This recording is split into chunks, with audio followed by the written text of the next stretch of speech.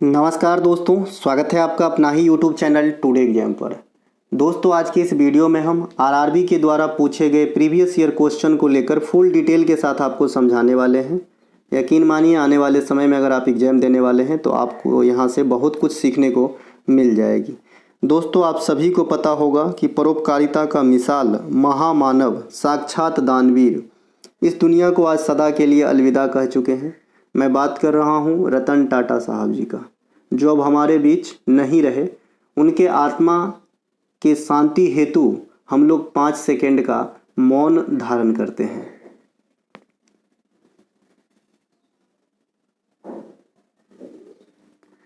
चलिए शुरू करते हैं आज का ये क्लास। इससे पहले आप सभी को पता होगा कि हमारी ई बुक है जो एसएससी के लिए रामबाण है, एसएससी के लिए S30 भी है, रेलवे के लिए R30 चल रही है और बिहार एसएससी के लिए B40 चल रही है। ये सब सीरीज का नाम है ना। इसमें जितने भी आंकड़े दिख रहे हैं इतने क्लास की सीरीज होती है, तो आप लोग ले सकते हैं। ये व्हाट्सअप नंबर है, इस पे आपको मैसेज करके कंटेंट को बाय करनी है, या डिस्क्रिप्शन में लिंक दिया गया है, लिंक क्लिक करेंगे तो भी आपको व्हाट्सअप पर ही ले जाएंगे और वहाँ से आप कंटेंट को बाय करेंगे। पहला जो प्रश्न है, एक एक बात को ध्यान से समझना। एक प्रश्न मेरा मतलब एक चैप्टर ख़त्म होने के जैसा होता है, तो हड़बड़ाइएगा नहीं, आराम से सुनिएगा। किसी वस्तु का नियत त्वरण 10 मीटर प्रति सेकेंड स्क्वायर है। अब सबसे पहला शब्द आया त्वरण। बहुत सारे बच्चों को त्वरण याद नहीं होंगे, एकदम गारंटी के साथ बोल रहा हूँ। देखिए, त्वरण क्या होती है? वेग में परिवर्तन का दर होता है। वेग में परिवर्तन का दर को अपन क्या कहते हैं? त्वरण कहते हैं। परिवर्तन का दर है ना, इसे क्या कहते हैं? त्वरण कहते हैं। V-U/T होता है कि भाई कितने समय में कोई भी वेग जो है अपना परिवर्तन दर्शाता है, उसे कहते हैं वेग में परिवर्तन के दर को त्वरण कहते हैं। क्या कहते हैं? त्वरण कहते हैं। त्वरण को अंग्रेजी में क्या कहते हैं? एक्सलरेशन कहते हैं। A-C होती है और फिर E होती है, X से फिर L होती है। इस प्रकार से इसके कई बार सूत्र आपसे पूछे गए हैं। जो आपका स्पेलिंग मिस्टेक होता है, ये कई बार आता है। एक्सलरेशन फिर LE होता है, फिर RATION होता है। ठीक है, ये एक्सलरेशन, ठीक है, एक्सलरेशन कहते हैं त्वरण को। त्वरण बराबर होता है वेग में परिवर्तन का दर। इसको अपन सूत्र में लिखे हैं V-U/T, जहाँ V क्या हो जाएगा, है ना, फाइनल वेलोसिटी होगा और U होगा इनिशियल वेलोसिटी और T है आपका समय हो जाएगा। अब सर, यहाँ पे मुझे बहुत बार मैंने ये चीज़ सुना हूँ बड़े गुरु जी के मुंह से कि भाई चाल और वेग लगभग समान होते हैं। तो लगभग समान क्यों होते हैं? पूरा समान क्यों नहीं होता? और जब पूरा समान नहीं होता है तो कुछ ना कुछ तो क्लू होगा। हाँ, तो सही बात है सर, क्लू है। देखिए, चाल बराबर जो है आप सभी पढ़ते हैं कि दूरी बट्टा समय होता है। आपने टाइम एंड वर्क में पढ़ा होगा आराम से कि राम 3 दिन में और श्याम 5 दिन में काम करता है। ठीक है, तो ये दूरी बट्टा समय होता है, चाल बराबर। यहीं पर जो वेग का सूत्र होता है सर, जो वेलोसिटी का सूत्र होता है सर, ये विस्थापन बट्टा समय होता है। विस्थापन बट्टा समय होता है। जो अंग्रेजी मीडियम में है, विस्थापन मतलब डिस्प्लेसमेंट भैया, ठीक है, और वेग मतलब वेलोसिटी बराबर डिस्प्लेसमेंट बट्टा टाइम होता है। ठीक है, अब ये विस्थापन क्या होता है, ये भी आपके लिए नया शब्द होगा। भाई विस्थापन क्या होता है? अभी आपने एक्सेलरेशन देखा कि क्या होता है, फिर एक्सेलरेशन से एक शब्द निकल के आया वेग, फिर वेग को मैंने समझाया कि क्या होता है, क्यों चाल से डिफरेंस होता है, और फिर आ गया एक विस्थापन। पहले विस्थापन को समझ लेते हैं, फिर न्यूमेरिकल सॉल्व करेंगे। विस्थापन को अपन कहते हैं डिस्प्लेसमेंट, है ना। क्या कहते हैं? डिस्प्लेसमेंट। जैसे अपन विस्थापन अभिक्रिया भी पढ़ते हैं, डिस्प्लेसमेंट रिएक्शन। ठीक है, डिस्प्लेसमेंट क्या होता है कि मान लीजिए ये एक राइट एंगल ट्रायंगल है, जो A और यहाँ पे मैंने B लिखा और यहाँ पे मैं C लिख देता हूँ। ठीक है, अब जो है ये राइट एंगल ट्रायंगल है। राइट एंगल ट्रायंगल पहले बनाएंगे तो आपको समझ में कम आएगा। मान लीजिए ये A है और ये B है, ये जो है एक रास्ता है। अब A से B 1 की 3 है वैल्यू, B का 4 है। अब कोई बंदा, अगर कोई पिंड ऐसे अगर A से पॉइंट B तक आएगा, A टू B तक आएगा, तो टोटल कितना दूरी कवर करेगा? 4 और 3 7, जो भी मीटर में हो किलोमीटर में हो, तो 7 मीटर मान लीजिए तय करता है।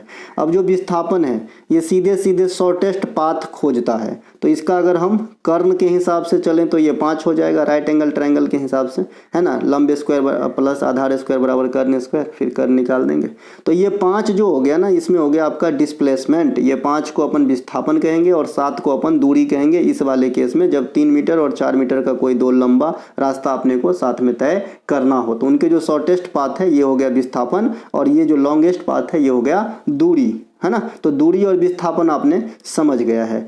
अब आइए इसको सॉल्व करते हैं। देखिए यहाँ पे अपने पास क्या क्या है, एक्सेलरेशन अभी क्या होता है अभी आपने समझ लिया है, 10 मीटर प्रति स्क्वायर। वेगों में परिवर्तन की दर को त्वरण कहते हैं, यथार्थ त्वरण का वैल्यू दे गया है। इनके अलावा प्रारंभिक वेग इनिशियल वेलोसिटी का मान आपको दे गया है, आई भी लिख देता हूँ, 100 मीटर पर सेकेंड दे गया है। इसके बाद बोलता है कि भाई तो कितने समय के बाद, टी पता नहीं है हमें, टी पता नहीं है, पिंड का वेग तिगुना हो जाएगा। अब जो ऑब्जेक्ट है ना उनका वेलोसिटी बोल रहा है कि 3 टाइम हो जाएगा जो इनिशियल से, तो भाई 3 टाइम हो जाएगा तो इसे हम वेलोसिटी फाइनल बोलते हैं। अब वेलोसिटी फाइनल अपने को 300 मीटर पर सेकेंड तक पहुंचाना है। अब इसको सॉल्व करने के लिए कौन सा सूत्र का इस्तेमाल करेंगे, तो गति के सूत्र का जो होता है उसे इस्तेमाल करेंगे। अब गति के भी कई सारे सूत्र होते हैं, तो इसमें कौन सा सूत्र लगेगा, तो पहला सूत्र लगेगा v बराबर u प्लस at वाला सूत्र लगेगा।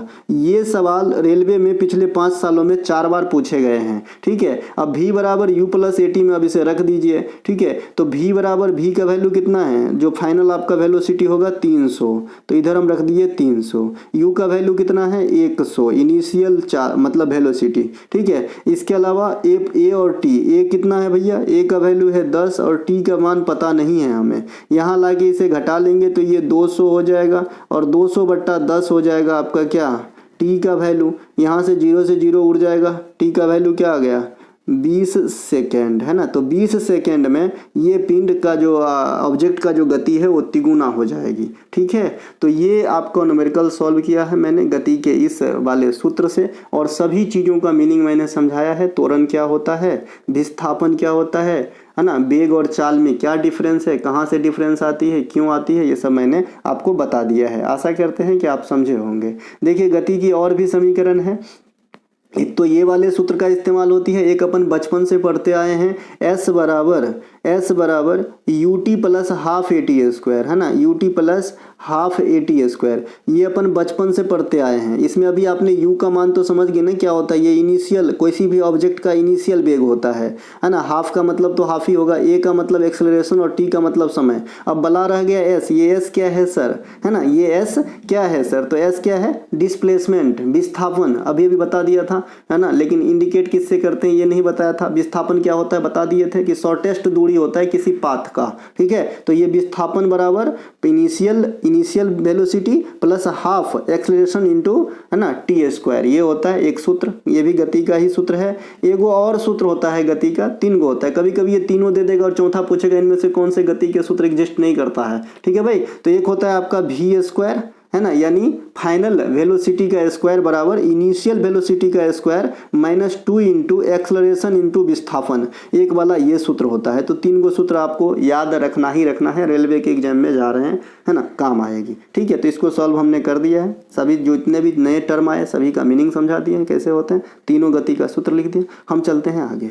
इनके अलावा फिरोज शाह मेहता द्वारा किस वर्ष मुंबई प्रेसिडेंसी एसोसिएशन, अच्छा वेग और चाल में थोड़ा सा यहाँ पे सॉरी दूरी और जो आपका विस्थापन है इनमें थोड़ा सा फर्क है, इसीलिए क्वेश्चन एग्जाम में बार बार आती है। जो दूरी अभी मैंने कहा कि भाई ये 3 था और ये 4 था, तो डिस्टेंस कितना था 7 मीटर, और विस्थापन यानी s यानी डिस्प्लेसमेंट कितना था 5 मीटर, ठीक है। तो ये क्या है, जो दूरी है ना ये अदिश राशि है सर, ये क्या है अदिश राशि है, और ये जो आपका विस्थापन है ये डिस्प्लेसमेंट है, ये क्या होता है सदिश राशि होता है। तो दोनों बात ध्यान रखेंगे, ये थोड़ा सा और डिफरेंस है, दूरी होता है अदिश और जो आपका विस्थापन होता है वो सदिश होता है।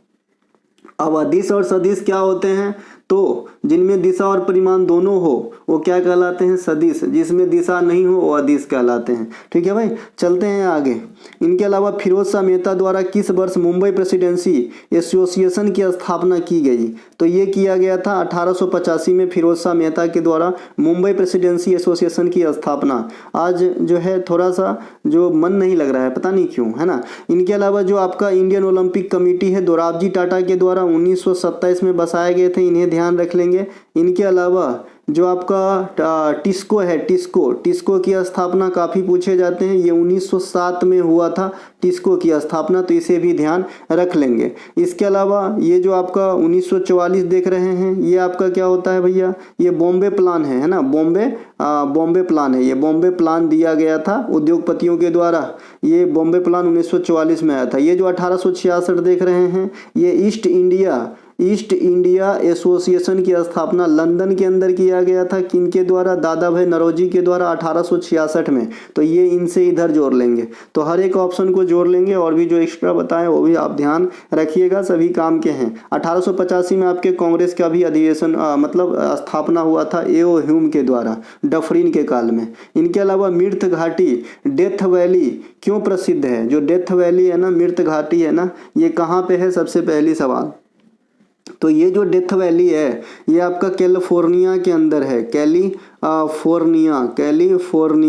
ये कैलिफोर्निया कहाँ पे है? यूएसए के अंदर है। कहाँ पे है? यूएसए के अंदर है। तो ये जो डेथ वैली है, इनका नाम क्यों है मृत घाटी? क्योंकि जो है ये एक रेगिस्तानी पट्टी है। क्या है भाई? रेगिस्तानी पट्टी है, रेगिस्तानी पट्टी है, और ये काफ़ी ज़्यादा उष्ण हो जाते हैं, हॉट हो जाते हैं, इसे डेथ वैली नाम दिया गया है। तो ये आपका आंसर हो जाएगा ऑप्शन नंबर सी, है ना। अत्यधिक उष्णता के कारण जो है इसे डेथ वैली नाम दिया गया है। तो ऑप्शन नंबर सी यहाँ पे राइट आंसर हो जाएगा। ठीक है मेरे भाई, डेथ वैली। इसके अलावा भारत की सिलिकॉन वैली आपसे पूछे जाते हैं, कहाँ पे है? Silicon valley. सिलिकॉन वैली कहाँ पे है? सिलिकॉन वैली ये कहाँ पे है? सिलिकॉन वैली भारत में। तो भारत में है आपका सिलिकॉन वैली बंगलुरु के अंदर, है ना, बंगलुरु के अंदर स्थित है। तो इन्हें भी ध्यान रख लेंगे।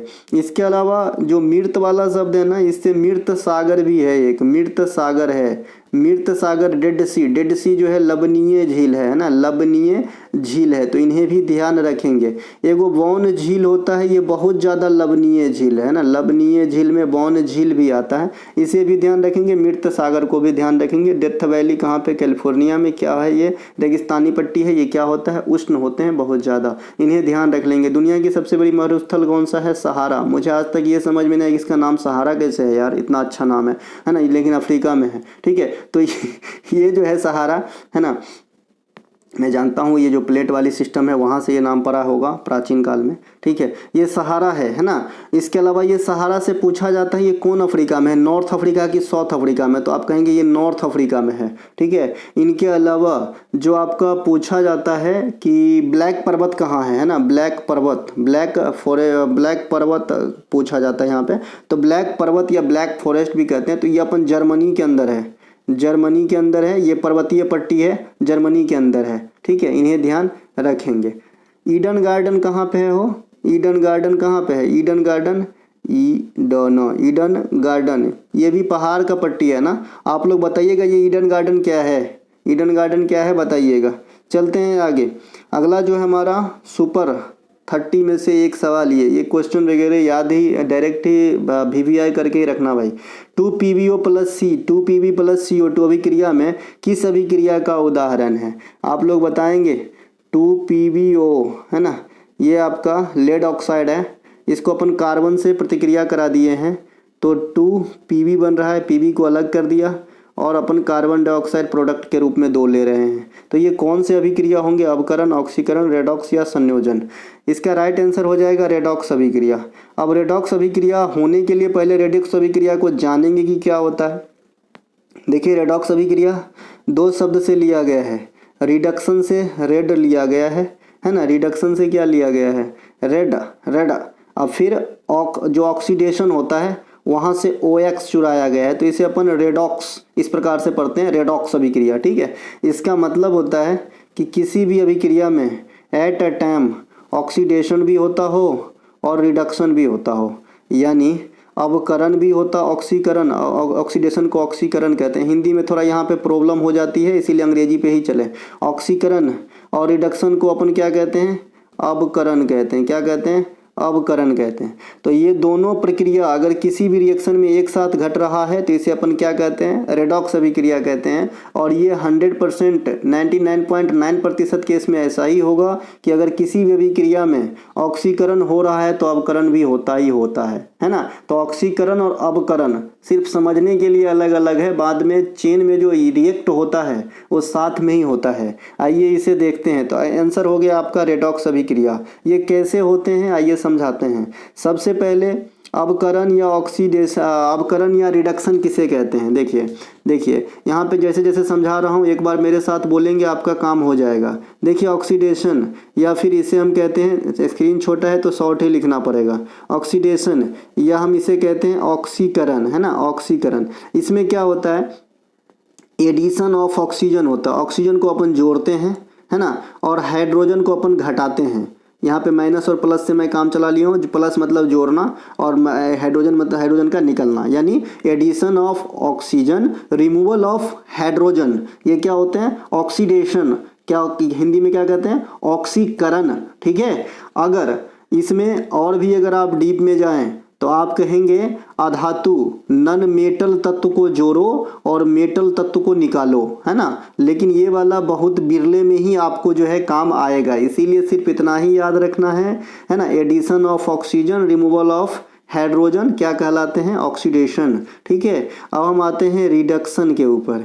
जो रिडक्शन है, जो अवकरण अभिक्रिया है, जो अवकरण अभिक्रिया है ना, इसमें क्या होता है, addition of hydrogen, removal of oxygen. उल्टा हो जाता है इसका। अगर इसमें भी थोड़ा गूढ़ अंदर जाके झांके, है ना, तो इसमें जो है मेटल तत्व को जोड़ो, मेटल तत्व को जोड़ो और नॉन मेटल तत्व को हटाओ, यानी एक दूसरे के जस्ट अपोजिट है अगर आप परिभाषा इसके तरफ झांके तो, है ना। ऑक्सीकरण में क्या है, addition of oxygen, removal of hydrogen, है ना। और अवकरण में क्या है, addition of hydrogen, removal of oxygen. इससे और मैं एक स्टेप क्या बताया, ऑक्सीकरण में हमेशा अधातु तत्व को जोड़ा जाता है और जो धातु तत्व है उसको हटाया जाता है। अवकरण में धातु तत्व को जोड़ा जाता है और जो अधातु तत्व हैं उनको हटाया जाता है। आई होप आप ऑक्सीकरण और अवकरण समझ गए हैं। और मैंने कहा कि किसी भी अभिक्रिया में ये दोनों साथ में चलता हो तो ऐसे अभिक्रिया को रेडॉक्स अभिक्रिया कहते हैं। रेडॉक्स शब्द ही लिया गया है OX से, ऑक्सीडेशन वाला, और RE जो लिया गया है वो रेडॉक्स से लिया गया है। ठीक है। अब आइए इस अभिक्रिया को समझते हैं। 2PbO मतलब है ये बैलेंस करने के लिए 2 लिखा गया है, कहीं कहीं आपको अभिक्रिया में सीधा PbO भी लिखा जा सकता है, इसमें कोई दिक्कत वाली बात नहीं है, आपको बैलेंस करना होगा। ठीक है। 2PbO प्लस C अपन कार्बन से कर दिए, यहाँ से O अलग हो गया है तो सिर्फ 2Pb बचा है और कार्बन डाइऑक्साइड गैस रिलीज हो रहे हैं। देखिए अब जो है ये 2PbO से O हट गया है, यहाँ आपको सीधा सीधा दिख रहा होगा कि 2PbO से क्या हो गया है, O हट गया है। अभी मैंने क्या कहा था कि रिमूवल ऑफ ऑक्सीजन कौन से में आएगा, तो रिडक्शन में आएगा। किस में आएगा भाई, रिडक्शन में आएगा, यानी अवकरण में आएगा।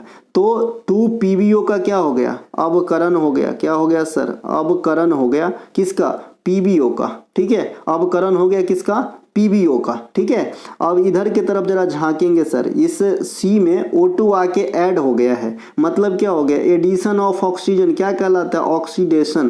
क्या कहलाते हैं भैया, ऑक्सीडेशन। क्या कहलाते हैं, ऑक्सीडेशन कहलाते हैं, OXIDATION।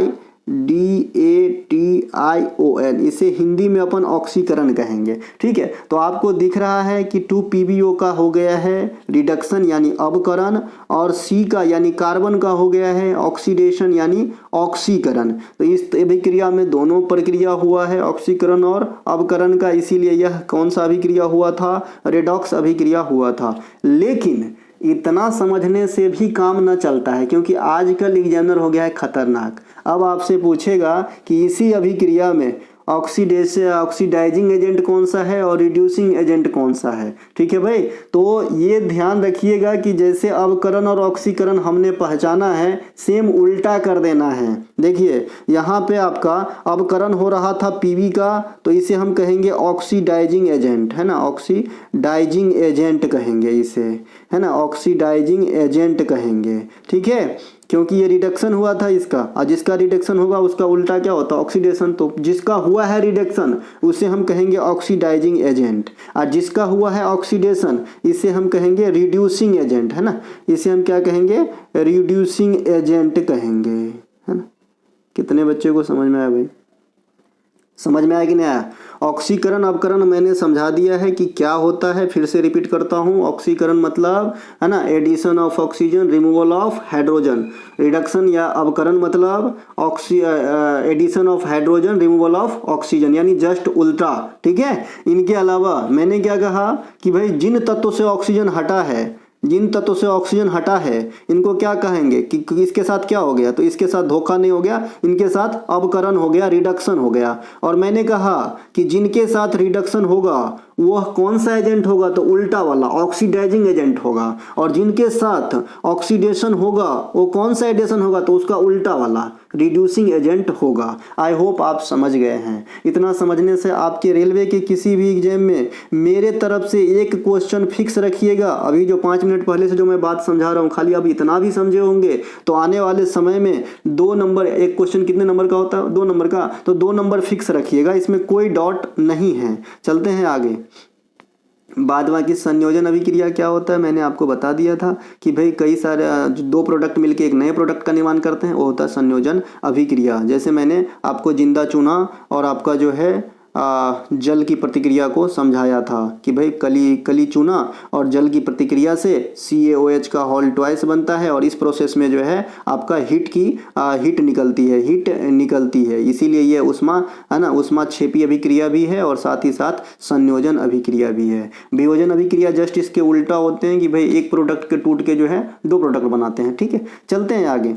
मनुष्य में मादा जनन अंग को किस हार्मोन का स्राव होता है? जो मादा जनन अंग में कौन कौन से हार्मोन का स्राव होती है, जो स्त्रीलिंग होते हैं मनुष्य में, है ना, तो ये एस्ट्रोजन, प्रोगेस्टेरोन, रिलैक्सेशन, ये सभी के सब हो जाए। रिलैक्सिन होगा, रिलैक्सेशन नहीं हो रिलैक्सेशन छूट नहीं देना यहाँ पे, रिलैक्सिन। तो ये तीनों के तीनों जो है ये मादा हार्मोन का नाम है ना, जो जनन अंग से संबंधित है। ये मादा में पाए जाते हैं, पुरुष में नहीं पाए जाते हैं। पुरुष में एक हार्मोन पाए जाते हैं जो मादा में नहीं पाए जाते हैं, उसका नाम है टेस्टोस्टेरोन, है ना, टेस्टोस्टेरोन, इस प्रकार का नाम है इसको भैया, टेस्टोस्टेरोन। ये जो है पुरुष में पाए जाते हैं, नर में पाए जाते हैं, है ना, ये मेल में पाए जाते हैं, ये फीमेल में नहीं पाए जाते हैं। बाद बाकी एस्ट्रोजन, प्रोस्ट्रोजन, रिलैक्सिन, ये तीनों के तीनों जो है फीमेल हार्मोन है। ठीक है, अपना वृद्धि हार्मोन कौन सा है? मानव का वृद्धि हार्मोन STH, जिसे अपन GT भी कहते हैं, GH भी कहते हैं, माफ कीजिएगा, ग्रोथ हार्मोन भी कहते हैं, या फिर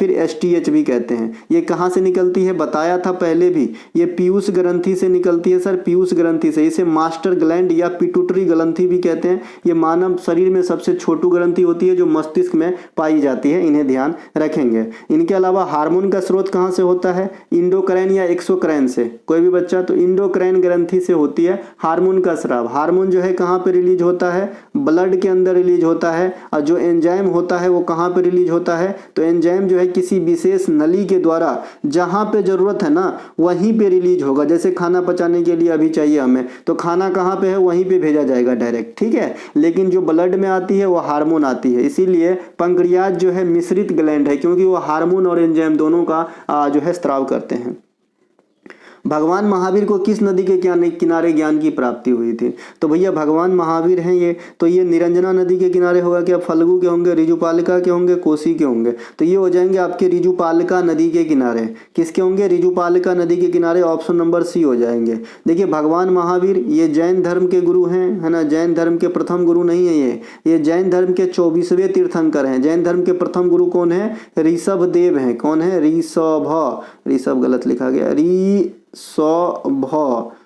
ऋषभ देव हैं, ये प्रथम गुरु ऋषभ देव हैं। 24वें गुरु भगवान महावीर हैं। भगवान महावीर कौन कुल के थे, है ना, तो आप कहेंगे इक्वाछु वंश के क्षत्रिय, है ना, इक्वाछु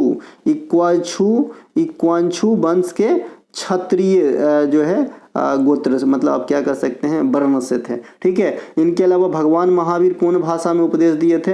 तो आप कहेंगे प्राकृत भाषा में उपदेश दिए थे। जैन धर्म के 2 ऐसा शब्द जो हमेशा एग्जाम में आपका पीछा नहीं छोड़ता है, कौन कौन सा है भैया? अनेकांतवाद और स्यादवाद। कौन सा भैया?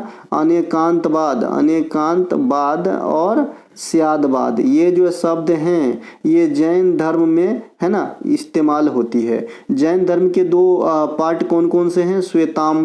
श्वेतांबर और दिगंबर। कौन सा? श्वेतांबर और दिगंबर। जैन धर्म के दो बैठक कहाँ कहाँ हुए थे? तो पहले पाटलिपुत्रा में हुए थे और दूसरा बल्लभी गुजरात के अंदर हुए थे। चूंकि ये द्विएगो हुआ है तो इनके अध्यक्ष का नाम भी पूछता है। द्विएगो न हुआ है जी, तो पहले का था स्थूलभद्र जो पाटलिपुत्रा में हुआ था, उनकी अध्यक्षता कौन कर रहे थे? स्थूलभद्र। आज जो गुजरात के बल्लभी में हुआ इनका नाम था क्षमा सरबन। इस प्रकार से नाम थे इनका, है ना, क्षमा सरबन। तो ये जैन धर्म की कुछ बातें हैं। इनके अलावा आते हैं निरंजना या फल्गु नदी। ये दोनों एक नदी का नाम है जहाँ पर भगवान बुद्ध को ज्ञान की प्राप्ति हुई थी। ठीक है, भगवान बुद्ध को निरंजना या फल्गु नदी के किनारे ज्ञान की प्राप्ति हुई थी। भगवान बुद्ध पाली भाषा में उपदेश दिए थे, है ना। भगवान बुद्ध पाली भाषा में दिए थे। भगवान बुद्ध का जन्म लुम्बिनी में और मृत्यु कुशीनारा में हुआ था।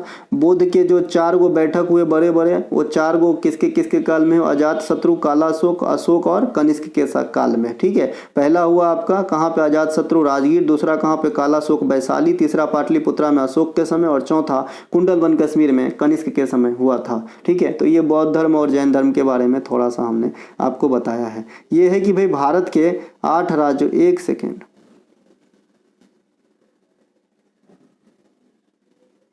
अगला जो प्रश्न है कि भारत के 8 राज्यों से कर्क रेखा गुजरती है, तो 8 राज्यों में से कौन से राज्य है जहां से बीचों बीच से गुजरती है? तो आप इमेज से भी देख पा रहे होंगे कि जो एमपी वाला पोर्शन है वो बीचे बीच से होकर गुजरती है। ये 8 राज्य कौन कौन से हैं?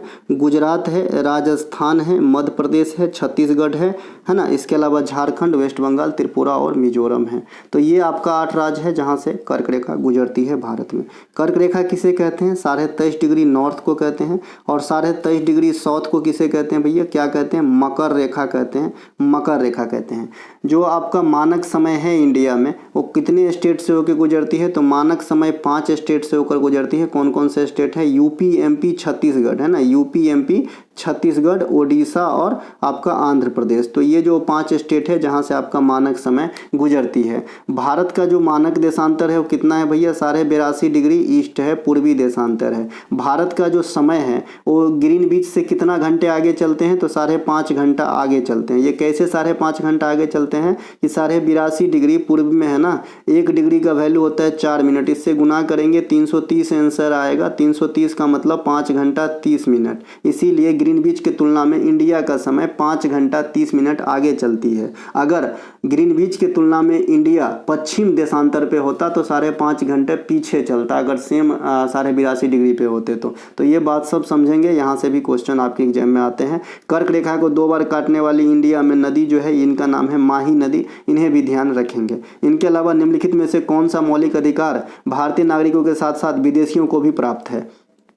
केवल धर्म, मूल, वंश, जाति, लिंग, स्थान के आधार पे विभेद का प्रतिषेध। ये आर्टिकल 15 की बात कर रहा है। यह सिर्फ इंडियन लोगों के लिए ही अप्लाई होती है। आयुष्मान खुराना का पिक्चर है, आर्टिकल 15 आपने देखा होगा। दूसरा है कि लोक नियोजन के विषय में अवसर की समानता। यहाँ पे अगर विदेशी भी फॉर्म भरने लगे एनटीपीसी का तो कैसा मजा आ जाएगा। ठीक है, तो ये भी सिर्फ इंडियन पे ही लागू होता है, ये भी विदेशी पे लागू नहीं होता है। तो इसका मतलब ये भी आंसर नहीं हुआ। अल्पसंख्यकों को शिक्षा एवं संस्कृति संबंधित अधिकार, धार्मिक संस्थाओं को संचालन की स्वतंत्रता। जो ऑप्शन नंबर सी है ये भी नहीं होगा, क्योंकि यहाँ पे जो माइनॉरिटी है उनको उनके धर्म और संस्कृति इत्यादि की रक्षा करनी है, तो ये वाली अधिकार दी गई है ना। 29 में, ये आर्टिकल 29 की बात हो रही है। धार्मिक संस्थाओं को संचालन और स्वतंत्रता, ये आर्टिकल 26 की बात हो रही है। ये सभी पे लागू होती है। बहुत ही कंफ्यूजिंग क्वेश्चन है भाई, दोनों मिलता जुलता ही शब्द है कि भाई पहले वाले तो आप कह रहे हो कि संस्कृति संबंधित अधिकार विदेशियों को नहीं मिल रहा है, दूसरा में धार्मिक संस्थाओं को संचालन करने का मिल रहा है। तो हाँ भैया, ऐसे ही प्रावधान है। जो धार्मिक संचालन है ना संस्था, उनके लिए छूट है, ये विदेशी भी कर, जैसे ये विदेशी भी कर सकते हैं। और जो अल्पसंख्यक है ना, जो माइनॉरिटी है, उनके लिए जो शिक्षा एवं संस्कृति संबंधित अधिकार है ये सिर्फ उन्हें ही प्राप्त होता है, सिर्फ इंडियन को ही प्राप्त होता है आर्टिकल 29 के अनुसार। लोक नियोजन के अवसर की समानता आर्टिकल 16 की बात करता है। धार्मिक संस्थाओं को संचालन की स्वतंत्रता आर्टिकल 26 की बात करते हैं। किस ग्रह को गैसीय दानव कहा जाता है? बृहस्पति ग्रह को आप गैसीय दानव कह सकते हैं, यहाँ पे है। शनि ग्रह को रिंग वाला ग्रह कहते हैं, मंगल ग्रह को लाल दानव कहते हैं, अरुण ग्रह को हरा ग्रह कहते हैं। ये ग्रह का क्रम है। ग्रह में सबसे नजदीक बुध होता है, सबसे दूर कौन होता है? वरुण होता है सूर्य के हिसाब से। क्षेत्रफल के हिसाब से सबसे बड़ी जुपिटर होता है, सबसे छोटा बुध होता है क्षेत्रफल के हिसाब से, है ना। सूर्य के परिक्रमा करने के हिसाब से जो जितना नजदीक पहले कर लेता है तो बुध पहले कर लेता है, वरुण बाद में करता है। अपने अक्ष पर परिभ्रमण करने में, है ना, परिक्रमण और परिभ्रमण बता दिए थे क्या होता है। परिभ्रमण मतलब अपने ही एक्सिस पे रोटेट होते रहना, और परिक्रमण मतलब कोई भी ऑब्जेक्ट के चारों तरफ घूमना, ठीक है। तो परिभ्रमण कहेगा ना तो सबसे पहले परिभ्रमण करते हैं बृहस्पति। और सबसे ज्यादा समय में परिभ्रमण में कौन टाइम लगाता है? तो शुक्र सबसे ज्यादा समय लगाते हैं परिभ्रमण में। इसीलिए अगर आपसे कोई पूछे कि भाई कौन से ग्रह पे दिन की अवधि सबसे लंबी होती होगी, तो शुक्र ग्रह पे दिन की अवधि सबसे लंबी होती होगी, ठीक है। शुक्र ग्रह पे दिन की अवधि सबसे लंबी होती होगी। कौन से ग्रह पे दिन की अवधि सबसे छोटी होती होगी? तो जुपिटर पे दिन की अवधि सबसे छोटी होती होगी सर, ठीक है। तो ये ध्यान रख लेंगे, है ना भैया। इसके अलावा 4 गो जो नजदीक का ग्रह है ना, बुध शुक्र पृथ्वी मंगल, ये पार्थिव ग्रह है। 4 गो जो दूर का है ये बाहरी ग्रह या जोवियन ग्रह है। 4 गो जो नजदीक के ग्रह है इनकी बनावट सघन है, यानी ठोस अवस्था में है। और जो 4 गो दूर की ग्रह है ये लगभग गैसीय पिंड के जैसा है। चलते हैं हम आगे। इसके अलावा भारत को कितने भूकंपीय क्षेत्र में विभाजित किया गया है? तो भारत को 4 भूकंपीय क्षेत्र में विभाजित किया गया है। यहाँ पे आपको दिख रहा होगा, ठीक है। 4 भूकंपीय क्षेत्र में विभाजित किया गया है, ठीक है। यहाँ पे जोन 2 से स्टार्ट करते हैं, जोन 2, जोन 3, जोन 4 और जोन 5 करते हैं। जो जितना खतरनाक रंग उतना खतरनाक एरिया। जैसे लाल रंग डेंजर के लिए होता है, तो ये जो भी लाल वाला इलाका है, ये जो पट्टी है, ये काफी भूकंप प्रभावित क्षेत्र है। यहाँ जो आती है भूकंप तो काफी खतरनाक आती है, यानी खतरे के हिसाब से ही जोन को तय किया गया है। सबसे सेफ वाला ये नीला वाला है, यहाँ समझो थोड़ा कम आता है भूकंप, ठीक है मेरे भाई। तो ये ध्यान रखेंगे, ठीक है। इनके अलावा अन्य ऑप्शन जो 15 है, ये भारत में 15 प्रकार के कृषि जलवायु क्षेत्र है। और 8 अभी आपने देखा कि कर्क रेखा 8 राज्यों से गुजरती है, या फिर कोर सेक्टर में 8 गो उद्योग इंडिया में आता है, और 82.5 डिग्री पूर्वी देशांतर पे भारत है ना। तो ये थे आज के प्रश्न। अगर अच्छा लगा हो तो लाइक जरूर कीजिएगा। हम मिलेंगे अगले वीडियो में, तब तक के लिए जय हिंद। हमारा कोई सा भी कंटेंट चाहिए डिस्क्रिप्शन में लिंक है, आप लिंक क्लिक करके व्हाट्सएप मैसेज करके व्हाट्सएप पे बाय कर सकते हैं। जय हिंद दोस्तों।